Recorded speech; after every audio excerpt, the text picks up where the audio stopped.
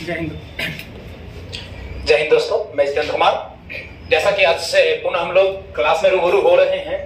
इससे पिछले क्लास में हम लोगों ने प्रागैतिहासिक काल के बारे में अध्ययन किया था।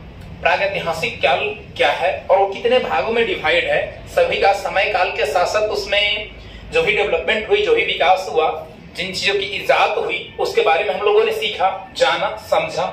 आज हम लोग अगले विषय की ओर, अगले बिंदु की ओर चलते हैं। आज का हमारा टॉपिक है अदैतिहासिक काल, यानी ये ऐसा काल है जिस काल का लिखा हुआ तो है किंतु उसको पढ़ा नहीं जा सका है। यानी एक वैसा काल जिस काल में लिखी हुई चीजें हैं लेकिन उसके पढ़ने की कला अभी तक डेवलप, विकसित नहीं हो पाई है। आइए आज उस काल के बारे में चर्चा करते हैं। इस काल को मैंने आप लोगों को दो भागों में डिवाइड करके पढ़ाया था, बताया था कि एक सिंधु घाटी सभ्यता आती है और एक वैदिक सभ्यता आती है। इन दो भागों में, दो कालखंडों में ये ऐतिहासिक काल जो है वो डिवाइड है।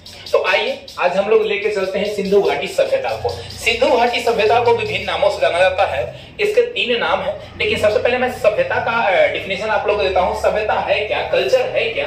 देखिए, एक समय में, एक क्षेत्र में जो उसकी संस्कृति, ग्रहण सहन, जो डेवलपमेंट, जो चीजों की इजाद, यानी सीधी भाषा में कहा जाए तो उस कालखंड में जो डेवलपमेंट हुई, जो चीजों का विकास हुआ, जिस तरह से लोगों का रहन सहन था, जो तौर तरीके जो उसमें के विकसित हुए, उसे सभ्यता माना गया।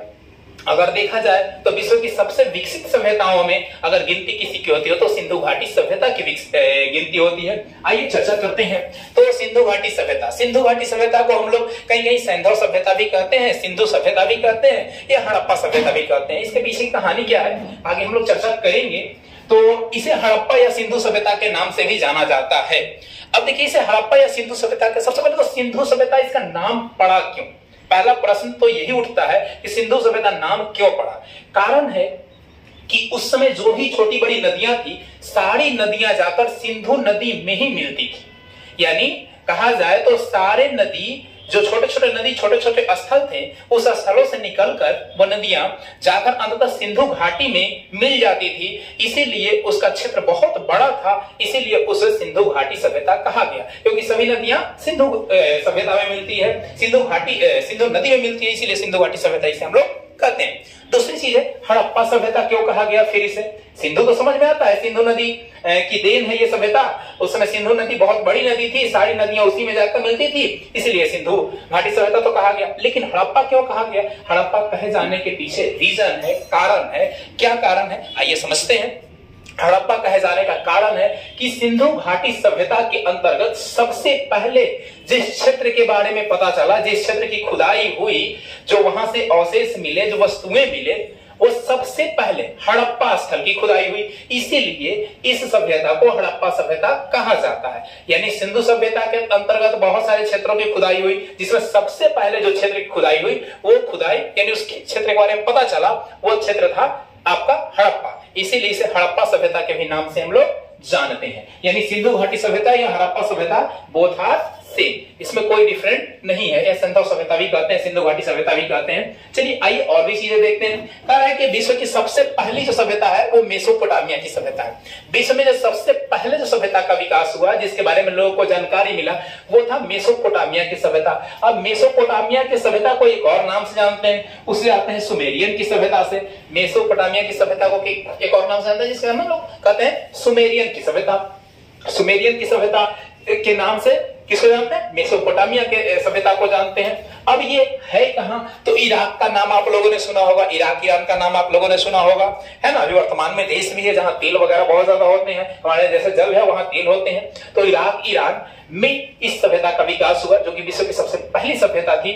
और कहां पे? जैसे हमारे यहाँ सिंधु घाटी सभ्यता का विकास हुआ सिंधु नदी के किनारे, है ना, हड़प्पा का रावी नदी के किनारे हुआ, वैसे ही सुमेरियन सभ्यता या फिर मेसोपोटामिया की सभ्यता का विकास आपका दजला एवं फ्रात नदी के किनारे हुआ।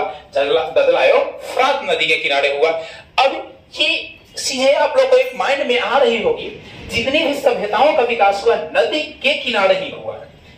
नदियों के किनारे हुआ है। इसके पीछे ये लॉजिक है कि जैसे आज हमारे यहाँ हैंड पंप, बोर्डिंग, चापाकल जो भी चीजें होती है पानी की उचित व्यवस्था होती है, लेकिन पहले के समय ये चीजें नहीं थी। इसीलिए जितने भी शहर बसे थे, जितने भी बस्तियां बसी थी, वो सभी किसी न किसी नदी के किनारे ही बसी हुई थी, और इसीलिए उसी नदी के नाम पर उस सभ्यता का नाम रखा गया, जैसे सिंधु घाटी सभ्यता हो गया, है ना। आइए आगे और देखते हैं। विश्व की दूसरी सभ्यता जो विकसित हुई उसे मिस्र की सभ्यता कहते हैं। उसे मिस्र की सभ्यता, यानी दूसरी विश्व की सबसे बड़ी सभ्यता कौन है? मिस्र की सभ्यता है, जो कि नील नदी की देन है। इसे नील नदी की देन कहते हैं। इस सभ्यता को नील नदी का देन भी कहते हैं। सब प्रश्न पूछता है। ये नील नदी के तट पे है। मैंने जैसा कि अभी बताया आप लोगों को कि जो भी सभ्यता का विकास हुआ है वो नदी घाटी के किनारे हुआ है, नदियों के किनारे हुआ है, क्योंकि उतने डेवलपमेंट थी नहीं, ना ही तो यातायात के साधन थे और नहीं जल के कोई उचित प्रबंधन थे। इसीलिए लोग जो बसते थे वो नदियों किनारे बसते थे।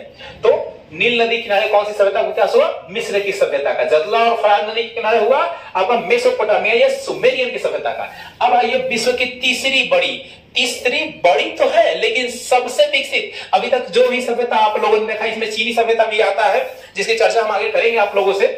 तो मिस्र की सभ्यता हो, मेसोपोटामिया की सभ्यता हो, जो भी दो बड़ी सभ्यताएं पहले की थी वो विकसित नहीं थी।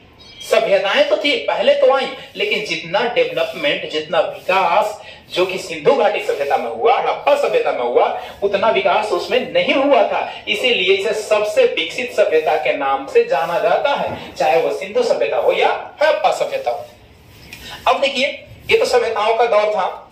इन सभ्यताओं में अलग अलग जो विद्वान लोग हुए, जो अपने अध्ययन के आधार पर अलग अलग लोगों ने उसका समय काल निर्धारित कर दिया कि ये समय काल, इस समय काल के अंदर ये सभ्यता विकसित हुई थी। जैसे कुछ लोगों का मैंने नाम लिखा है, कुछ विद्वानों का। जॉन मार्शल, इनके अनुसार कहना है कि 3250 से लेकर 2750 ईसा पूर्व तक, बीसी। मैंने कल आप लोगों को बीसी एडी है ना, और सीई और बीसी के बारे में बताया था, आप लोग पिछले वीडियो में देख सकते हैं। तो बीसी का मतलब होता है बिफोर क्राइस्ट, यानी ईसा के जन्म से पहले, यानी 3250 से लेकर 2750 ईसा पूर्व तक समय निर्धारित किया गया। किसके द्वारा? जॉन मार्शल के द्वारा, की सिंधु घाटी सभ्यता थी। फिर आए अर्नेस्ट मैके, इनके अनुसार कहना है कि 2800 से लेकर 2500 के बीच में काल रहा किसका? सिंधु घाटी का। फिर माधव स्वरूप वत्स हैं, जिनका कहना था कि 2700 से लेकर 2500 ईसा पूर्व तक आपका सिंधु घाटी सभ्यता रहा। वैसे ही अलग अलग लोगों ने, जेसी गॉड ने, मार्टिन हविलर ने, फेयर सर्विसेज ने, अलग अलग लोगों ने अपना समय सारणी दिया कि इस समय में सिंधु घाटी सभ्यता डेवलप हो चुकी है। किंतु जो सर्वमान्य है, यानी सभी लोगों ने जिसे माना, वो तिथि है 2500 बीसी से लेकर 1750 बीसी। इसे अधिक विद्वानों ने मान्यता दी है कि ऐसा है कि ये सही है, ऐसा लोगों का मानना है। लेकिन अलग अलग लोगों ने अलग अलग काल निर्धारित किया, लेकिन सर्वमान्य सबसे ज्यादा मानने वाले लोग। इसमें देखिए कार्बन 14 डेटिंग लिखा हुआ है, कार्बन 14 डेटिंग। लेकिन कार्बन 14 डेटिंग है क्या? आप लोगों ने इतिहास में पढ़ा होगा इसको, या नहीं भी पढ़े तो चलिए मैं इस चीजों के बारे में थोड़ा सा व्याख्या कर देता हूं। कार्बन 14 एक पद्धति है जिसे तिथि निर्धारण पद्धति कहा जाता है, जिसमें कार्बन 14 और 12 की मात्राओं को पता लगाया जाता है, तो कि समय के साथ उनकी मात्राएं घटती जाती है। तो एक मेथड है, एक विधि है, कार्बन डेटिंग 14 प्रणाली से कहते हैं, या कार्बन 14 पद्धति कहते हैं, जिसमें कार्बन की मात्राओं के आधार पर वस्तुओं से पता लगाया जाता है कि ये वस्तु कितनी पुरानी है। उसी जो वस्तुएं मिली इस सिंधु घाटी सभ्यता में, उन्हीं वस्तुओं के अंदर कार्बन की मात्रा को पता करके ये अनुमान लगाया गया कि शायद 2350 से 1750 ईसा पूर्व के आसपास का जो समय था वो सिंधु घाटी सभ्यता का समय था। तो आप ये मान सकते हैं, लेकिन सर्वमान्य जो तिथि रखा गया वो 2500 से 1750 रखा गया। दोनों में थोड़ा सा का फासला है, लगभग दोनों अप्रॉक्स ही है। तो ये सर्वमान्य विधि है सिंधु घाटी सभ्यता का। आइए कुछ और चीजें हैं जिनको जानते हैं हम लोग। इसके बारे में कुछ विशेषताएं पढ़ते हैं। सबसे पहले खुदाई की जाने वाली स्थल हड़प्पा थी। जैसा कि मैंने अभी आप लोगों को बताया कि सिंधु घाटी सभ्यता में सबसे पहले जिस सभ्यता का, जिस स्थान का खुदाई हुआ, वो सभ्यता का नाम हड़प्पा सभ्यता था, जो कि रावी नदी के तट पे थी। हड़प्पा सभ्यता के बारे में हम लोग डीप में पढ़ेंगे, अभी उसको टॉपिक वाइज उसको भी लेके चलेंगे, क्या क्या उसमें डेवलपमेंट हुआ, क्या क्या मिला, कहां था, किसने खोज किया, है ना, तमाम चीजों पे चर्चा करेंगे। इसीलिए इस सभ्यता को हड़प्पा सभ्यता भी कहते हैं। अगला है सिंधु सभ्यता की जननी, सिंधु सभ्यता की जानकारी, यानी सबसे पहले सिंधु सभ्यता की जानकारी मिली किसे? अब ये जानकारी मिला कैसे, सोचने वाली बात है कि इतना वर्ष बाद, ये 1826 ईस्वी में जॉन मार्शल साहब को ये जानकारी मिल गया कैसे है कि भाई सिंधु घाटी सभ्यता है ना। देखिए, ये सभ्यताएं जो थी पहले थी, बहुत पहले विकसित हुआ था। आज से करीबन अगर देखा जाए तो मैं अगर 2500 लेके चलूं तो 2500 वर्ष ईसा से पहले, और अभी 2022 चल रहा है, यानी 2000 वर्ष इधर और 2500 उधर, यानी 4502 साल, यानी सोचिए अप्रॉक्स 4500 साल पहले की ये सभ्यता थी। तो बताइए यहाँ महीनों और सालों में देखा जाए तो बस मतलब घर वगैरह या रोड वगैरह कितना ऊंचा हो रहा है, सारे लोग मतलब हाइट पे बना रहे हैं, और मिट्टी निश्चित है कि वो अस्तर ऊपर उठता जा रहा है। तो आज से 4500 साल पहले कितनी गहराई में वो होगा और कितना उसके ऊपर मिट्टी वगैरह घर वगैरह बने होंगे। तो अगर मतलब ऐसे आसानी से निकालना मुश्किल था, कहीं कहीं खुदाई हुआ, खुदाई के दौरान निकला, पत्थर निकला, मूर्ति निकला, ईंट निकला, और भी बहुत सारे सामान मिले जो अलग अलग सभ्यताओं में मिले, जिससे यह पता लगाया गया कि अच्छा उस काल में लगता है कि कुछ यहाँ था। खुदाई होते गया और अलग अलग बस्तियां निकलती गई, और उस खुदाई के आधार पे ही, यानी सबसे पहले इस सभ्यता की जानकारी चार्ल्स मैसन साहब को 1826 ईस्वी में मिली, और इस सभ्यता का सर्वेक्षण किया गया। यानी जैसे ही तो जानकारी मिला, ये बोले जेम्स कनिंघम साहब को कि भाई देखिए ना, हमको ये जानकारी मिला है कि यहाँ लगता है कि कोई सभ्यता थी, क्योंकि ईटा पत्थर वगैरह मूर्तियां वगैरह मिल रहा है। तो कहेंगे ठीक है, ऐसा बात है, तो देखते हैं क्या किए कि वो अपना सर्वेक्षण करने लगे, जानकारियां अध्ययन करने लगे 1853 ईस्वी में। कौन? जेम्स कनिंघम साहब अपना जानकारी निकालने लगे, भाई ये क्या है, कहां से ये चीज आया, कितना वर्ष पुराना है, जानकारी अध्ययन करने लगे। अब जानकारी अध्ययन करने के बाद कहा गया कि भाई इसको एक नामकरण तो करना पड़ेगा ना, ये जो वस्तुएं निकल रही है किस स्थल की है, क्या है इसका, तो इसका नामकरण करने का जो काम किए वो जॉन मार्शल साहब किए। जॉन, देखिए ये मेसन साहब हैं और ये मार्शल साहब हैं, तो जॉन मार्शल साहब ने इसकी क्या की, नामकरण किया। और खुदाई जब पता चल गया कि हाँ भाई यहाँ पे कोई चीज थी जो बहुत पुरानी है, उसको सर्वेक्षण भी किया गया, सर्वेक्षण के बाद उसका नामकरण दिया गया, तो कोई ना कोई व्यक्ति चाहिए ना जिसको वो स्थल को खुदाई करे, अंदर वाली वस्तुओं को निकाले। तो इसमें दो लोगों का काफी सहयोग है, जिनमें से एक का नाम काफी चर्चित है, जिनको आप लोगों ने सुना होगा, वो है दयाराम साहनी साहब। इनके साथ एक और थे, माधव स्वरूप वत्स जी भी थे, जो दोनों के सहयोग से सिंधु घाटी सभ्यता की खुदाई हुई। कब हुई? 1921 ईस्वी में। 1921 ईस्वी में सिंधु नदी के किनारे वाले स्थल जो कि पाकिस्तान और भारत में है, ये सभी स्थलों की खुदाई की गई। खुदाई करने के दौरान पता चला कि तो सभ्यता बहुत विकसित थी, और कितने विकसित थी आइए चर्चा करते हैं। कह रहा है कि सिंधु घाटी की आकृति लगभग त्रिभुजाकार थी, और ये 13 लाख वर्ग किलोमीटर फैला हुआ था। ये कोई छोटी सभ्यता नहीं थी, 13 लाख वर्ग किलोमीटर में फैली हुई एक बहुत विकसित सभ्यता थी, जिसका नाम था सिंधु घाटी या हड़प्पा घाटी सभ्यता। आइए मैं मैप के माध्यम से आपको बताने का प्रयास कर रहा हूं। ये इस तरह से लगभग आकृति थी, जस्ट लाइक समोसा की तरह, जो हम लोग समोसा खाते हैं उस समोसा की तरह लगभग आकृति थी, लगभग त्रिभुजाकार थी। ऊपर का एरिया, जो उत्तर का एरिया था, वो मांडा जगह कहलाया, जो कि जम्मू कश्मीर में है। मांडा नाम का जो जगह है, सबसे उत्तरी जो छोर हुआ सिंधु घाटी का, वो मांडा हो गया।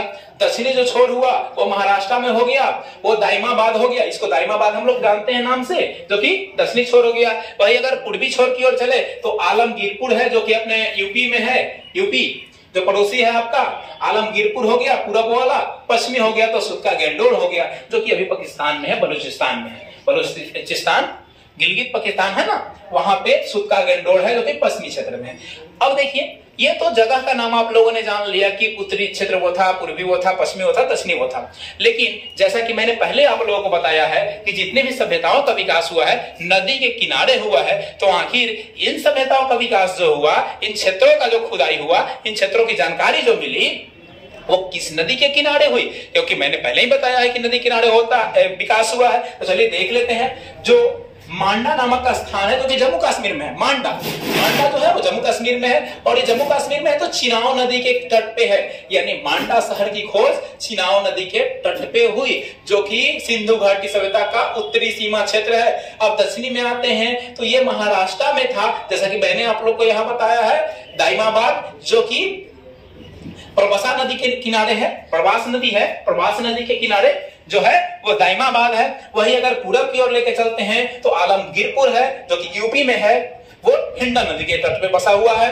अगला है जो पश्चिम की तरफ है जिसका नाम था सुत्का गंडोर, जो कि वर्तमान में बलूचिस्तान पाकिस्तान में है, वो दास नदी के किनारे है। यानी जो भी क्षेत्रों का विकास हुआ है वो तमाम क्षेत्र किसी न किसी नदी घाटी के किनारे ही है, जो कि आप लोगों ने जैसा देखा इन तमाम नदियों के किनारे कोई ना कोई क्षेत्र का विकास हुआ है और इसी से ये सभ्यताओं का डेवलपमेंट हुआ है। तो आइए हम लोग जानते हैं सिंधु घाटी सभ्यता में जो हड़प्पा की खुदाई हुई, हड़प्पा में कौन कौन स्थल पे क्या क्या चीज मिला, या और भी जो स्थल की खुदाई हुई उन स्थलों पर क्या क्या मिला।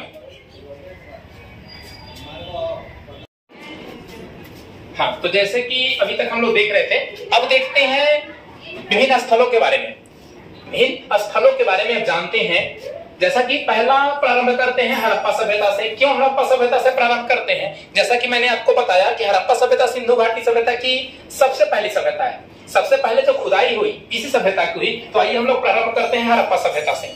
तो हड़प्पा सभ्यता की खुदाई 1921 ईस्वी में हुई, यानी पहले से थी, धरती के अंदर दबी हुई थी, किसी बात को किसी व्यक्ति को जानकारी नहीं था, इसलिए इसकी खुदाई नहीं हुई। लेकिन इसकी जानकारी सबसे पहले मिली दयाराम साहनी जी को। दयाराम साहनी जी ने इसकी खुदाई करवाई 1921 ईस्वी में।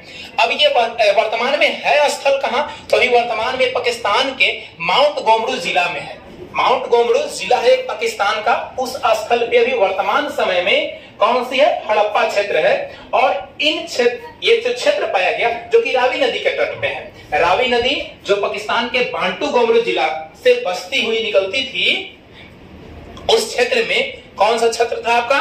वो था हड़प्पा क्षेत्र। अब आइए हड़प्पा क्षेत्र के लोग क्या क्या चीजों की जानकारी उनके पास थी, उसमें क्या क्या चीजें उपयोग करते थे, आइए उसके बारे में जानकारी ग्रहण करते हैं। तो हड़प्पा सभ्यता में लोगों ने सबसे पहले चांदी का प्रयोग किया। यानी हड़प्पा सभ्यता से पहले चांदी के बारे में कोई नहीं जानता था, चांदी का कोई प्रयोग नहीं करता था, जबकि हड़प्पा के लोगों ने चांदी का प्रयोग करना शुरू किया। और देखते हैं वहां क्या क्या प्राप्त हुई वस्तुएं। जैसे कि एग्जामिनेशन पूछ देगा आपसे कब्रिस्तान कहां से मिला, हाथी का कंकाल कहां से मिला, स्वास्तिक कहां से मिला, ऐसे करके क्वेश्चन पूछता है। तो आइए उस पर चर्चा करते हैं कौन कौन सी वस्तुएं हैं जो कि हड़प्पा सभ्यता से हमें प्राप्त हुई है। तो हड़प्पा सभ्यता में सबसे पहले देखते हैं कुम्हार का चाक। जैसा कि आप लोगों ने सीखा था, कल की क्लास में आप लोगों ने जाना था कि पाषाण काल में ही लोग अस्थायी रूप से निर्वासित हो गए थे। क्यों? क्योंकि उनको खेती करना था।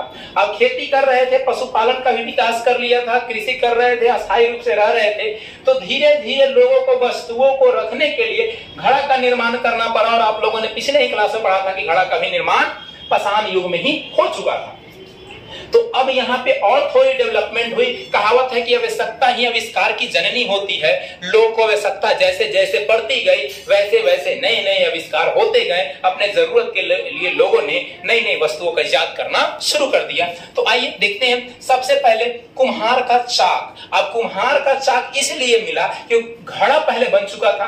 आप लोगों ने पाषाण काल में ही कल के क्लास में पढ़ा था कि घड़ा का निर्माण हो चुका था। तो घड़ा का निर्माण कैसे होगा? चाक से। देखते हैं, आप लोग देखे होंगे कुम्हार का चाक होता है जो एक हाथ से घुमाते हैं लोग और उसको आकार आकृति देते हैं, घड़ा बनाते हैं, चुक्का बनाते हैं और भी अलग अलग चीज बर्तने बनाते हैं मिट्टी का, है ना, बहुत अच्छे डिजाइन भी उस पे देते हैं। तो कुम्हार का चाक मिला आपको किसमें? आपको प्राप्त हुआ हड़प्पा काल में। श्रमिक आवास। अब मान लीजिए जो मेहनत मजदूरी करने वाले लोग हैं, आखिर ये जो चाक बना रहे हैं तो कहीं ना कहीं श्रमिक होंगे, मजदूर होंगे, तो मजदूरों के रहने के लिए घर तो चाहिए।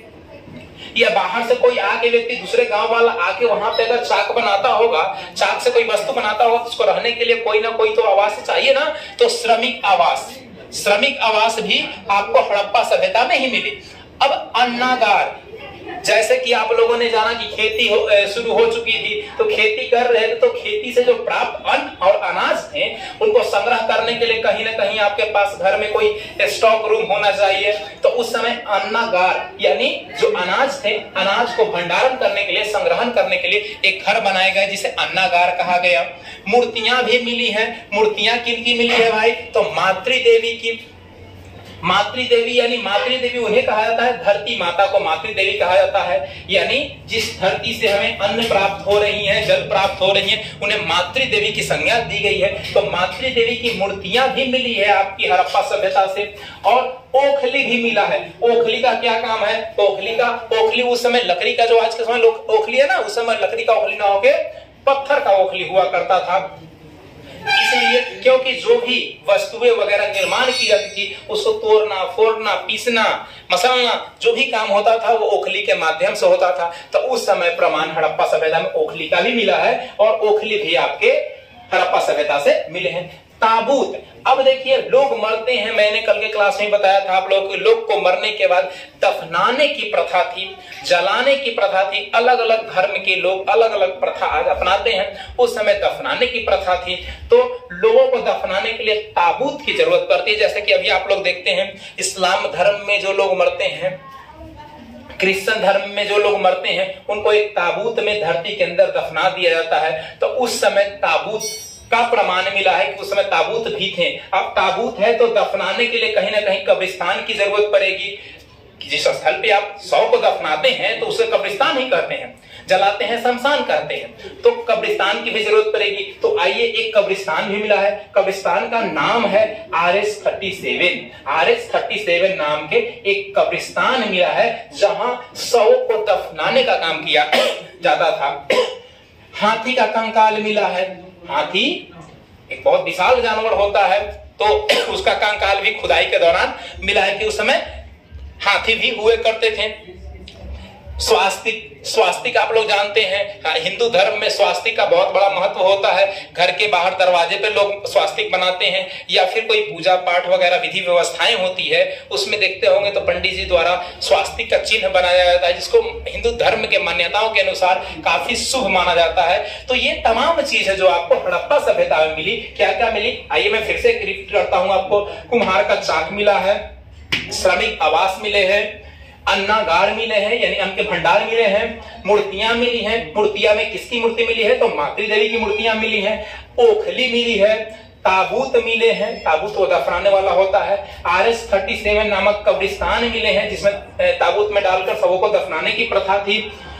हाथी के कंकाल मिले हैं और स्वास्तिक चिन्ह मिले हैं, जो कि हिंदू धर्म के अनुसार, हिंदू धर्म में उसकी मान्यता ज्यादा, उस स्वास्तिक चिन्ह का भी प्रमाण यहां से मिला है। इस काल में लगभग 2800 स्थलों का पता चला, यानी खुदाई के दौरान करीबन ऐसा 2800 स्थान मिला जहां से ये प्रमाण मिला कि ये सिंधु घाटी सभ्यता के ये सभी स्थल हैं। किंतु उसमें 6 स्थल ही प्रमुख रहे, जो 6 स्थलों के बारे में हम लोग बारीकी से पढ़ेंगे, अध्ययन करेंगे, जिसमें एक स्थल हड़प्पा के बारे में हम लोग अभी पढ़ रहे हैं। सिंधु और हड़प्पा स्थलों के बीच की जो डिस्टेंस थी, ऐसा आंका गया, दूरिया निकाला गया, तो करीबन 483 किलोमीटर का अंतर था। 483 किलोमीटर का अंतर था, जहां सिंधु घाटी सभ्यता और हड़प्पा सभ्यता यानी पाकिस्तान से भारत वाले जो क्षेत्र थे, उन क्षेत्रों के बीच का डिस्टेंस जो था वो करीबन था 483 किलोमीटर। आइए अब हम लोग चलते हैं मोहनजोदड़ो की तरफ। जो दूसरा बड़ा स्थल है वो मोहनजोदड़ो है, जो कि सबसे विकसित था। आइए चर्चा करते हैं। करा इसकी खुदाई 1921 में, उसकी भी खुदाई 1921 में हुई थी, यानी पहले वो खुदाई हुआ, बाद में इसकी खुदाई हुई। उसी वर्ष 12 महीने का वर्ष होता है, तो हो सकता है अलग अलग महीने में हुआ होगा। तो खुदाई 1921 में हुआ। इसे खुदाई करता जो थे वो राखल दास बनर्जी थे। राखल दास बनर्जी जी के द्वारा किसकी खुदाई की? मोहनजोदड़ो की खुदाई की गई, और ये हुआ सिंधु नदी के तट पे। जैसे वो रावी नदी के तट पे था पाकिस्तान में, वैसे ही मोहनजोदड़ो की खुदाई सिंधु नदी के तट पे हुआ।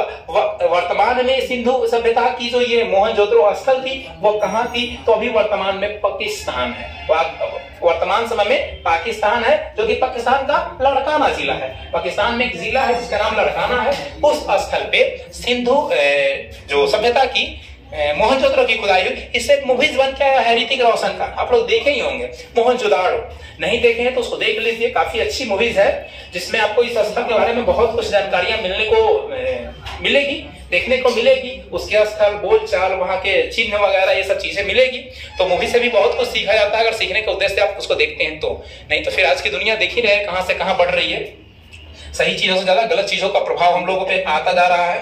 तो 1921 ईस्वी में राखलदास बनर्जी जी के द्वारा मोहनजोदड़ो की खुदाई हुई, जो कि वर्तमान में पाकिस्तान के लड़काना जिला में स्थित है, सिंधु नदी के तट में। यह सभ्यता सबसे बड़ा शहर है, यानी सिंधु घाटी सभ्यता का देखा जाए तो सबसे बड़ा शहर आपका मोहनजोदड़ो है। यानी हो सकता है प्रश्न है कि सिंधु घाटी सभ्यता का सबसे बड़ा स्थल कौन है, सबसे बड़ा शहर कौन है, सबसे विकसित शहर कौन है, तो आपका हो जाएगा मोहनजोदड़ो। इस सभ्यता में सबसे बड़े अन्नागार और स्नानागार भी यही थे, यानी सिंधु घाटी सभ्यता के अन्नागार। देखिए अन्नागार पहले भी था, यहाँ भी अन्न का भंडार था, अन्नागार यहाँ भी था, किंतु बड़े अन्नागार अगर पूछता है तो आपका मोहनजोदड़ो होगा। स्नानागार, स्विमिंग पूल जिसे हम लोग कहते हैं, आज भले हम लोग स्विमिंग पूल में नहा रहे हैं, इधर 10-20 सालों से स्विमिंग पूल देखने को मिल रहा है, लेकिन थोड़ा सा ध्यान केंद्रित कीजिएगा, आज से इतने वर्ष पहले यानी करीबन 4500 वर्ष पहले भी स्विमिंग पूल हुआ करते थे। यानी उस समय की स्विमिंग पूल की बनावट आज के स्विमिंग पूल के जैसी ही थी। यानी कहने का मेरा तात्पर्य है कि उस समय के काल के स्ट्रक्चर को आज के समय हम लोग लागू कर रहे हैं। जैसे हमारे यहाँ स्विमिंग पूल आज के समय में होता है, चारों ओर से उतरने के लिए सीढ़ियां होती हैं या बनाए हुए स्थल होते हैं, बगल में कपड़ा चेंज करने के लिए, रहने के लिए आवास बनाए जाते हैं, बड़ा फील्ड होता है, पार्क वगैरह लगाए जाते हैं, जस्ट लाइक वैसे ही पहले हुआ करते थे। यानी पहले वाले से आज हम लोग फॉलो कर रहे हैं, ना कि आज वाले से पहले वाले ने फॉलो किया। सोचने वाली बात है कि पहले लोग कितने विकसित हुआ होंगे, है ना। तकनीकी भले उनके पास नहीं थी लेकिन मस्तिष्क जरूर था। यहाँ तक कि यहाँ भी स्वास्तिक चिन्ह मिला है, लेकिन वो मिला है सील खड़ी का। सील खड़ी का यानी पत्थर में जो कल्ली चुना वाला होता है ना, जिसको हम लोग ब्लैक बोर्ड पहले का टाइम में होता था उस पे लिखते थे सेल खड़ी से, है ना। तो वो सेल खड़ी का बना हुआ मिला है स्वास्तिक चिन्ह, जो कि हड़प्पा सभ्यता में मिला था सिर्फ स्वास्तिक, लेकिन मोहनजोदड़ो में मिला है आपका सेल खड़ी का। तो याद रखिएगा, सेल खड़ी का स्वास्तिक अगर प्रश्न आता है आपके सामने तो आपको बताना है मोहनजोदड़ो, लेकिन सिर्फ आता है स्वास्तिक तो आपको बताना है हड़प्पा। आइए और भी चीजें देखते हैं। यहाँ से प्राप्त होने वाली वस्तुएं कौन कौन सी है, कौन कौन सी वस्तु यहाँ से प्राप्त हुई थी। तो देखिए सबसे पहले एक निकनेम है, देखा जाए तो मोहनजोदड़ो को लोग बोलते हैं मृतकों का टीला, माउंट ऑफ द डेड, यानी मृतकों का टीला बोला जाता है मोहनजोदड़ो को। क्यों बोला जाता है, इसके पीछे कहानी है। वहां पे बहुत सारे लोग मृतक अवस्था में पाए गए, जो कि बेढब आकृति में उनकी शव थी। किसी का हाथ पैर टेढ़ है, टूटा हुआ है, किसी का सर नहीं है। इन तमाम चीजों को देखा गया है उसमें, जो कि इसी के वजह से इसको मृतकों का टीला कहा गया है। एक और रीजन है मृतकों का टीला कहने का, क्योंकि यहाँ अक्सर सिंधु नदी में बाढ़ आया करती थी, और बाढ़ आने से स्थल जो हुआ करते थे वो जलमग्न हो जाते थे। यानी बार बार जो बनाए हुए घर थे वो डिस्ट्रॉय, टूट जाते थे। बहुत सारे लोग उस स्थल में दब जाते थे और बहुत ज्यादा वहां हड्डी और कंकाल मिला है। यानी मान लिया कि स्थल है, इस स्थल पे लोग यहाँ रह रहे हैं और किसी कारण, प्राकृतिक आपदा कारण यहाँ कोई ऐसी आपदा आ जाए कि सारे लोग मर गए, घर बिल्डिंग वगैरह सब गिर जाए और सभी लोग उसके अंदर चले आए। कुछ वर्ष बाद, सैकड़ों वर्ष बाद फिर यहाँ कोई बस्ती के लोग घूमते घूमते आए और लगा कि भाई ये तो नदी है, नदी के किनारे बहुत अच्छा स्थल है, क्यों नहीं यहाँ खुद को बसा लेते हैं। पहले तो ऐसे ही लोग घूमते थे ना, घूमते घूमते गए, देखे कि हाँ स्थल अच्छा है तो चलिए इस जगह पे हम अपने आप को निर्वासित कर लेते हैं, यहाँ पे अपना आवास बना लेते हैं। आए बसे, और बसने के फिर कुछ वर्षों बाद क्या हुआ कि वहां पे कोई आपदा आई और आपदा के कारण फिर से वो स्थान जो है वो स्थान फिर से खंडित हो गया और फिर वहां बंजर भूमि हो गई। फिर कुछ वर्षों लोग आए और वैसे ही प्रक्रिया बार बार चलती रही। और इस काल में जब खुदाई हुई तो खुदाई होने के बाद वहां कंकाल मिला, वहां कंकाल मिला। इसीलिए इसको कहा गया कि ये जो ऊंची भूमि जो बनी है, ये टीला जो बना है, ये मृतकों का टीला, यानी हम मृत लोग की अस्थियां हैं, हड्डियां हैं, और उनके ऊपर स्थल बनते बनते बनते बनते बहुत ऊंची स्थल हो गई। इसीलिए इसे मृतकों का टीला भी कहा जाता है। तो याद रखिएगा, मोहनजोदड़ो को हम लोग मृतकों का टीला भी कहते हैं। आइए और भी देखते हैं। सिंधु घाटी का गलीचा कहते हैं, इसे सिंधु घाटी का गलीचा बागीचा इसको कहते हैं। किसको? तो मोहनजोदड़ो कहते हैं। अन्नागार, स्नानागार, जैसे मैंने बताया कि सबसे बड़ा अन्नागार और स्नानागार आपको यहीं से प्राप्त हुए हैं। इसके अलावे पुरोहित आवास, पुरोहित किन्हें कहते हैं? आप लोग को पता होगा पुरोहित किन्हें कहते हैं? पंडित जी लोग को पुरोहित कहते हैं। पुरोहित पंडित जी लोगों को कहा जाता है, यानी जो पूजा पाठ करवाते हैं। तो पुरोहित लोगों के रहने के लिए आवास की भी सुविधा थी और सभागार थे। जैसे आज हम लोग क्या करते हैं, मीटिंग हॉल में जाते हैं, मैरिज हॉल में जाते हैं, कन्वेंशन हॉल में जाते हैं और बड़ी बड़ी सभाओं को आयोजन करते हैं। तो उस समय भी हमारे यहाँ सभागार की व्यवस्था उपलब्ध थी, बड़े बड़े सभागार बनाए हुए थे। सूती वस्त्र का भी उपयोग करते थे। ऐसे भी पंडित जी लोग खासकर धोती, या जो भी व्यक्ति लोग धोती वगैरह पहनते हैं वो लोग सूती वस्त्र की धोती पहनते हैं। महिला लोग साड़ी वगैरह पहनती है, तो सूती वस्त्र का भी इजाद उस समय हो चुका था। उस समय की जो सड़कें थी वो काफी चौड़ी थी और इसके अलावे सड़कों के दोनों तरफ पौधे लगाए जाते थे, जो आज के समय में सरकार द्वारा ये चीज किए जा रहे हैं। सोचिए आज से 4500 वर्ष पहले चौड़ी सड़कों के साथ साथ दोनों तरफ बागीचे, पेड़ पौधे लगाए जाते हैं। कितनी विकसित रही होगी ये सभ्यता। इसीलिए तो कहा जाता है कि पूरे विश्व की सबसे विकसित सभ्यताओं में हमारी सिंधु सभ्यता है। कांसे की नर्तकी यानी डांसर जो होती हैं, उस समय के जो मोहिनीअट्टम या अलग अलग जो नर्तकी डांस जो किया करती थी लोग, उस तरह का कांसे पदार्थ का एक नर्तकी का मूर्ति भी मिला है इस काल से। पशुपति शिव यानी शिव की आराधना लोग करते थे। पशुपति शिव का भी वहां से साक्ष्य मिला है कि उस समय लोग भगवान के रूप में पशुपति शिव को मानते थे। इसके अलावा तांबा का ढेर, काफी अधिक तांबे का विकास हुआ है, यानी चांदी का विकास आपका हुआ था हड़प्पा में, लेकिन अगर तांबा का विकास पूछता है तो मोहनजोदड़ो में। चांदी हड़प्पा, तांबा मोहनजोदड़ो, तांबा मोहनजोदड़ो। अब आते हैं तीसरे स्थल की ओर जिसका नाम है चनहुद्रो। आते हैं तीसरे स्थल की ओर जिसका नाम है चनहुद्रो। चनहुद्रो की खुदाई 1831 ईस्वी में गोपाल मजूमदार के द्वारा किया गया, यानी इस स्थल की खुदाई की गई किसके द्वारा? गोपाल मजूमदार नाम के जो व्यक्ति थे उनके माध्यम से हुआ 1931 ईस्वी में। अब देखिए यह स्थल पाकिस्तान के सिंध प्रांत में स्थित है, यानी पाकिस्तान का जो सिंध प्रांत है, सिंधु नदी के किनारे वाला क्षेत्र सिंध प्रांत है, वहां पे इस स्थल का पता चला जिसका नाम था चनहुद्रो। ये तो पहले हमारे ही देश में था ना, 1947 में तो हम लोगों ने दे दिया ना पाकिस्तान, ये तो भारत में ही था। लेकिन अभी वर्तमान की स्थिति के अनुसार पढ़ेंगे तो पाकिस्तान होगा। ये एकमात्र ऐसा स्थल था जिससे कोई दुर्ग नहीं था। दुर्ग मतलब होता है किला, सुरक्षा कवच के लिए दुर्ग बनाया जाता है। आप लोग देखे होंगे कोई राजा महाराजा की मूवीज या सीरियल वगैरह में कि राजा अपनी रक्षा करने के लिए बड़े बड़े बड़े किला बनाया करते थे, दरवाजे बनाया करते थे, ऊंचे ऊंचे किले बनाकर उस पर तोप लगाया जाता था ताकि जब कोई हमलावर आए, यानी कोई प्रतिद्वंदी राजा, तो उसको ऊपर से ही मार गिराए। तो इस तरह का कोई भी किला वगैरह नहीं था चनहुद्रो की सीमा में। इसके अलावा यह एक औद्योगिक स्थल था, यानी उद्योग धंधे यहाँ पे थे, यानी कोई वस्तु मशीन वगैरह तो था नहीं उस समय ना, इंसान ही बनाता था, तो उद्योग धंधे वगैरह भी उस समय थे। अब क्या क्या थे? मेकअप का सामान, इसमें देखिए खासकर महिलाओं से संबंधित चीजों का ज्यादा विकास हुआ है चनहुद्रो में।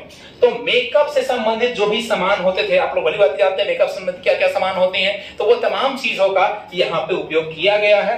सुई धागा का उपयोग किया गया है। अब सूती वस्त्र का उपयोग हो गया तो सुई धागा का भी प्रयोग करना पड़ेगा। कपड़ा पहन रहे तो फटेगा तो सीना ही पड़ेगा, है ना, उसको एक आकार आकृति देना ही पड़ेगा, तो उसके सुई धागे का प्रयोग करना पड़ेगा। पेंटिंग किया हुआ घड़ा तो बहुत पहले मिल चुका है, लेकिन पेंटिंग किया गया घड़ा भी यहाँ से हमें प्राप्त हुआ है। बिल्ली के पीछा करते हुए चूहा, यानी बिल्ली भाग रही है और उसके पीछे चूहा का ऐसा कोई प्रमाण मिला है। इसके अलावा शीशा, अब मेकअप का सामान है तो मेकअप लगाने के लिए शीशा तो चाहिए ही चाहिए, बिना देखे हुए कैसे लगाइएगा, तो मेकअप के साथ साथ शीशा का भी इजाफा यहाँ पे हुआ, ऐनक जिसको हम लोग कहते हैं। और श्रृंगार से संबंधित जो भी सामान होती थी, आभूषण जो होते थे, उसका इजाफा हुआ है आपके चनहुद्रो में। तो ये तीन प्रमुख स्थलों के बारे में हम लोग आज के क्लास में पढ़ चुके हैं। अब चौथे स्थल से अगले क्लास में हम लोग मिलते हैं और पुनः पढ़ते हैं। आप लोग इसका स्क्रीनशॉट या स्टॉप करके ये चीजें लिख सकते हैं, काफी महत्वपूर्ण है। पूरे एनालिसिस करके निचोड़ निकाल के आप लोगों तक मैं पहुंचाने का प्रयास कर रहा हूं, ताकि हर एक एग्जाम, चाहे वो जनरल कंपटीशन हो, दरोगा हो, बीपीएससी हो या सिविल सर्विसेज कोई भी पेपर हो, इससे संबंधित प्रश्न जो आएगा उसको आप आसानी से जवाब दे सकते हैं। तो पुनः मिलते हैं अगले वीडियो की ओर हम लोग। जय हिंद, जय भारत, जय संविधान।